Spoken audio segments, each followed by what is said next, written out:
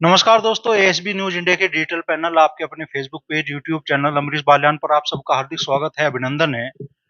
मुजफ्फरनगर में मतदान में अब लगभग 20 दिन का समय शेष है और ऐसे में एक बड़ी घटना खोतल्ली विधानसभा क्षेत्र के गांव मडकरीमपुर में हुई। केंद्रीय मंत्री संजीव बालियान के काफिले पर जबरदस्त पथराव हुआ। करीब 1 दर्जन गाड़ियां तोड़ दी गई। लगभग इतनी संख्या में उनके समर्थक और कार्यकर्ता घायल भी हुए। क्या पूरा घटनाक्रम था और क्या ये लोगों का गुस्सा था या फिर कोई साजिश? उसी बारे में बात करने के लिए हमारे साथ मौजूद है केंद्रीय मंत्री संजीव बालियान जी। तो मंत्री जी, किस तरीके से इस पूरे घटनाक्रम को आप देख रहे देखिए, साजिश है आपकी या मेरे घर की छत पे इंटरलॉक टाइल नहीं रखी जाती। अब तो हर गांव में रोशनी है। योगी जी और मोदी जी के बाद सब बल्ब बंद कर दिए गए। एक तरह से इतना तगड़ा जो अटैक हुआ है, सारी गाड़ियां खत्म कर दी गई, बहुत से बच्चों को चोट लगी है। तो ये साजिश ही है, स्पष्ट है कि राजनीतिक साजिश है।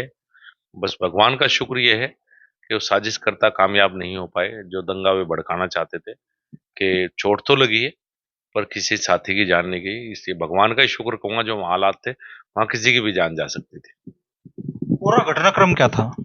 जब मैं मड़गांव में घुसा तो बाहर कुछ युवा खड़े थे, गांव से बाहर। वो नारेबाजी कर रहे थे। तो राजनीतिक रूप से हम समझते हैं कि नारे लगाना सबका अधिकार है। हम गांव में अंदर चले गए। गांव से 200 मीटर बाहर वो खड़े थे। जब गांव के अंदर गया तो मैं प्रधान के घर में कार्यक्रम था, मैं और विक्रम सैनी जी अंदर चले गए। गाड़ियां बाहर खड़ी थी। तो फिर शोर शुरू हुआ तो एकदम से देखा कुछ युवा थे जो मास्क लगाए हुए थे, काले, मुंह पे कपड़ा लपेटे हुए थे। उनने गाड़ियों के ऊपर लाठी डंडों से हमला कर दिया जो सब बाहर खड़ी थी। जो साथी थे उन्होंने रोकने का प्रयास किया। तो उसके बाद आसपास के घरों की छतों से भारी पथराव हुआ। मैंने ऐसा पथराव कभी शायद किसी दंगे में भी मैंने तो देखा नहीं। जिस तरह से हजारों ईंट, 15 से ऊपर गाड़ियां बिल्कुल पूरी तरह से तबाह कर दी गई। उतना भारी पथराव था। उस पथराव में यही लगता है कि शायद किसी के कंधा टूट गया, किसी का पैर टूट गया। लेकिन शुक्र यही है कि किसी के सिर पर नहीं लगी वो इंटरलॉक टाइल। तो नहीं तो किसी की जान चली जाती। विक्रम सैनी जी गाड़ी पूरी तरह से तोड़ दी गई है। शुक्र है कि वो मेरी गाड़ी में मेरे साथ बैठ के हमें वहां से पहले ही निकाल दिया गया उस पथराव के बीच से। तो सारी प्लानिंग तो थी पहले से, कोई ऐसी घटना हुई नहीं कि जो कोई आपसी विवाद हो। और मेरा बड़ा प्यारा गांव है, हमेशा भारतीय जनता पार्टी के साथ रहा है। 100% मतदान मडगांव से हमेशा भारतीय जनता पार्टी को मिला है।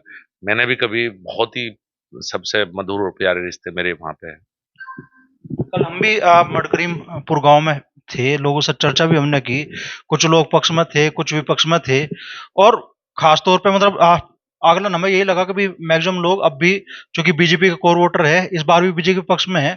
ऐसे गांव में इस तरह की घटना वाकई मतलब साजिश थी, या जैसा कहा जा रहा है कि राजपूत समाज के लोगों में गुस्सा है इस बार आपके प्रति भी, और भारतीय जनता पार्टी ने इस बार जैसे गाजियाबाद से टिकट कटा है राजपूत समाज से वीके सिंह जी का, कि या उस गुस्से गुस्से का जार था, ये साजिश थी या फिर गुस्सा था? देखिए, पहली बात तो इस घटना को किसी जाति से नहीं जोड़ना चाहिए। घटनाएं कभी भी जाति से नहीं जोड़ी जा सकती। वो मैंने पहले बताया, वो गांव भारतीय जनता पार्टी का प्यारा गांव है। हमेशा सबका सहयोग, उन्हीं की वजह से मैं 2 बार सांसद हूँ। तो षड्यंत्र था। हो सकता है किसी को व्यक्तिगत नाराजगी हो, तो व्यक्तिगत नाराजगी लोकतंत्र में वोट के आधार पर निकाली जाती है। कोई मेरे से नाराज है, किसी से भी नाराज है जो आपने कहा, तो वोट खिलाफ दे के तो अपना इजहार करेगा। लोकतंत्र की खूबसूरती यही है कि आप विरोध वोट के द्वारा करते हैं। ऐसी घटना मुझे तो लगता नहीं मैंने कभी कहीं सुनी हो।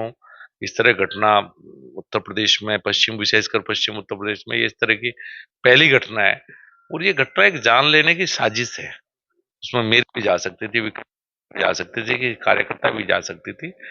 तो शायद तनाव भड़काना चाहते थे, उस तनाव के बाद लाभ लेना चाहते थे। तो मुझे तो ऐसा लगता है कि पूरी तरह से साजिश थी। ये कहीं से किसी का विरोध, कोई पक्ष विपक्ष से जुड़ी हुई बात ये नहीं थी। अच्छा, मेरठ में आज प्रधानमंत्री नरेंद्र मोदी जी की रैली है। उससे ठीक पहले इस तरीके का घटनाक्रम, कहीं आपका जो चुनावी माहौल है उसे डिस्टर्ब करने की तो कोई कोशिश नहीं? बिल्कुल बिल्कुल स्पष्ट दिखाई दे रहा है कि भारतीय जनता पार्टी बहुत आगे है पूरे पश्चिम उत्तर प्रदेश में। कोई सामने नहीं है। और हताशा में ही इस तरह के काम होते हैं। कोई व्यक्ति जब हताश होगा, हिंसा का सहारा जब लेगा, जब हताशा आएगी, तो विपक्ष में हताशा है। और इस हताशा का परिणाम ये घटना है। मैं सबसे ही निवेदन किया मैंने तो कल भी, अपना संयम ना खोए। किसी के ऊपर आक्षेप लगाना कोई अर्थ नहीं है। कोई षड्यंत्रकारी है, उसकी भूमिका का आज नहीं तो कल पता लग जाएगा। कानून व्यवस्था से जुड़ा मामला है और यूपी की कानून व्यवस्था का उदाहरण पूरे देश में आप लोग प्रस्तुत करते हैं। मुख्यमंत्री जी तक पहुंच गया ये मामला? हाँ, मेरी मुख्यमंत्री जी से बात हुई कल रात ही फोन पर, मैंने उनसे संपर्क किया था। मैंने उन्हें सारी घटना के बारे में बताया। उन्होंने कहा कि उचित कार्रवाई की जाएगी और पार्टी के शीर्ष नेतृत्व के समक्ष भी बात सब जगह जा चुकी है। बस मेरा एक मानना है कि मेरा खुद का ही मन है किसी ने कि जो युवा साथी हैं, मैं किसी पर कोई कार्रवाई नहीं चाहता। अगर किसी ने उनको भड़काया है तो आज नहीं कल षड्यंत्र सामने आएगा, लेकिन मैंने अपनी तरफ से ना कोई तहरीर दी है, ना किसी समर्थक ने तहरीर दी है। मैं किसी युवा के ऊपर, चूंकि कोई भी मुकदमा दर्ज होता है तो उसका भविष्य में से इसलिए खराब होता है। अगर कहीं कोई गलती है तो हमें उस बात को कोई रियलाइज कर ले, हाँ मैंने गलत किया, मेरे लिए इतना ही बहुत है। मैं एक राजनीतिक व्यक्ति हूँ, यहाँ से सांसद चुना हूँ लोगों की बदौलत। मैं किसी का करियर खराब नहीं करना चाहता, किसी बच्चे का। आप अपने स्तर से कोई कानूनी कार्रवाई इसमें नहीं कर रहे? नहीं जी, मैं कोई कानूनी कार्रवाई नहीं करूंगा। बस ये जरूर मैंने निवेदन किया है कि षड्यंत्रकारी का पता जरूर लगा लें और षड्यंत्रकारी बेनकाब होकर जनता के सामने आ जाए।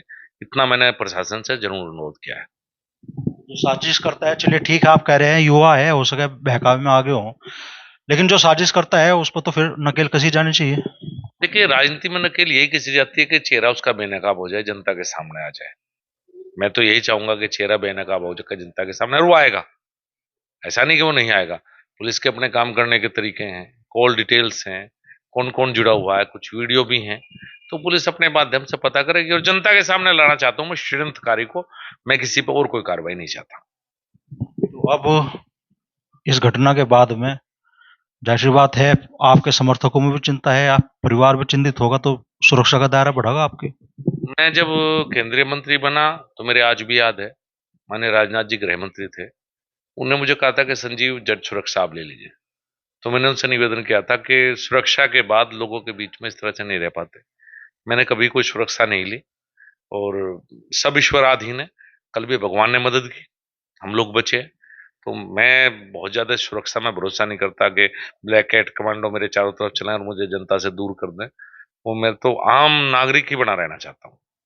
तो चुनाव प्रचार अभियान में भी आप लोगों के बीच में जाएंगे तो जिस तरीके से अब तक आप जा रहे थे निडर बेखौफ, क्या आप संजीव बालियान उसी तरीके से जनता के बीच में जाएंगे बिना भारी सुरक्षा के? बिल्कुल आपको ऐसा ही मिलूंगा हर गांव में। आज भी प्रधानमंत्री जी रैली है, शादी की शादी है। आपको क्षेत्र में ऐसा क्षेत्र में सुरक्षा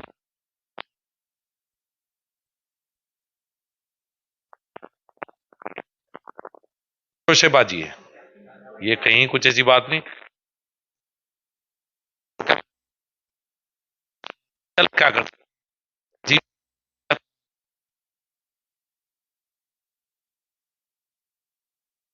ना पहले नहीं लेना चाहता हूँ। तो बड़ी बात मंत्री जी कह रहे हैं कि इस मामले में वो अपने स्तर से कोई कानूनी कार्रवाई नहीं करेंगे क्योंकि युवाओं को भड़काया गया है, लेकिन ये जरूर चाहते हैं कि जिसने साजिश रची वो बेनकाब हो। और दूसरी बड़ी बात मंत्री जी कह रहे हैं कि जिस तरीके से वो बेखौफ बेनिडर और बिना किसी विशेष सुरक्षा के अब तक जनता के बीच में जाते रहे हैं, लोग अब आगे भी उन्हें उसी रूप में देखेंगे।